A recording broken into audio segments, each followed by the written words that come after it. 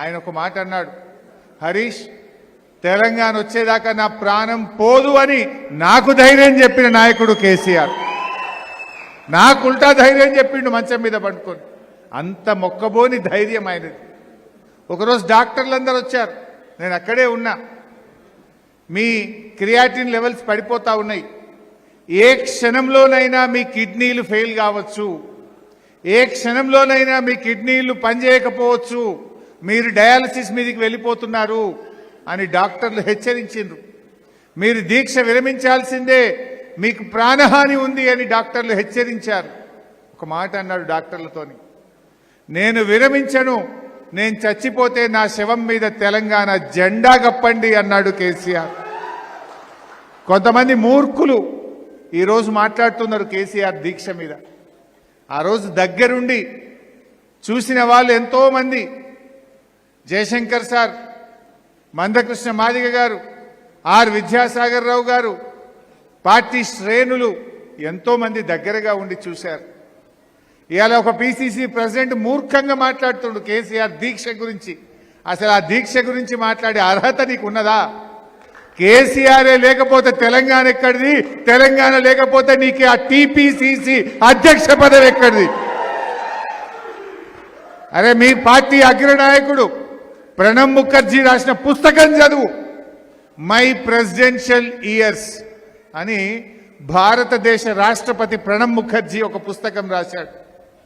ఎందుకంటే తెలంగాణ మీద ప్రణబ్ ముఖర్జీ కమిటీ వేసింది ఆనాటి యూపీఏ ప్రభుత్వం, సంప్రదింపులు చేసింది ఆనాడు ప్రణబ్ ముఖర్జీ. తెలంగాణ బిల్లు మీద సంతకం పెట్టింది ప్రణబ్ ముఖర్జీ, రాష్ట్రపతిగా గెజిట్ పబ్లిష్ చేసింది ప్రణబ్ ముఖర్జీ. ఆ ప్రణబ్ ముఖర్జీయే ద ప్రెసిడెన్షియల్ ఇయర్స్ అనే తాను రాసిన పుస్తకంలో కేసీఆర్ గురించి ఒక పేజీ రాసిండు. ఒక నాయకుడు కలలు కన్నడు, పోరాటం చేసిండు, తన జీవిత కాలములో తన లక్ష్యాన్ని ముద్దాడిన గొప్ప నాయకుడు కేసీఆర్ అనే మాట నేను చెప్పలే, ప్రణబ్ ముఖర్జీ గారు చెప్పిండ్రు. ఇలా అధ్యక్షుడు, ఆ పిసిసి అధ్యక్షుడు ఒకసారి ఆ పుస్తకం చదువుకొని మాట్లాడు. ఈ చిల్లర మాటలు బంద్ చేయి. కేసీఆర్ దీక్ష లేకపోతే డిసెంబర్ 9 నాడు చిదంబరం ప్రకటన చేస్తుండేనా? డిసెంబర్ 9 ప్రకటన కేసీఆర్ దీక్ష ఫలితం. యావత్ తెలంగాణ జాతి ఒక్కటై రోడ్ల మీదకి వచ్చి తెలంగాణ అగ్ని గుండంగా మారింది.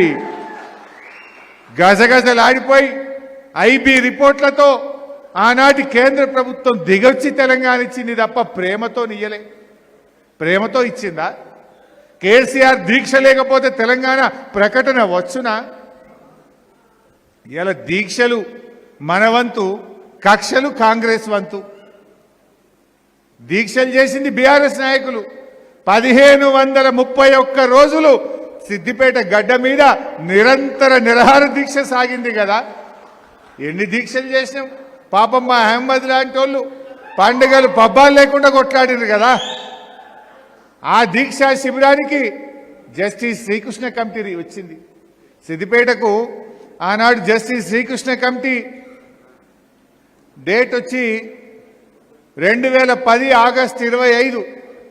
2010 ఆగస్టు 25 నాడు సిద్దిపేట నిరాహార దీక్ష శిబిరానికి జస్టిస్ శ్రీకృష్ణ కమిటీ వచ్చి అందరి అభిప్రాయాలు తీసుకున్నది. అక్కడి నుంచి చిన్నగుండెవెల్లికి పోయింది. చిన్నగుండెవెల్లిలో మా శంకరక్క, మా చాలా మంది నాయకులు అద్భుతంగా ఎందుకు తెలంగాణ కావాలో బల్ల గుద్ది ఆనాడు జస్టిస్ శ్రీకృష్ణ కమిటీకి చెప్పిండ్రు మా చిన్నగుండెవెల్లి ప్రజలు.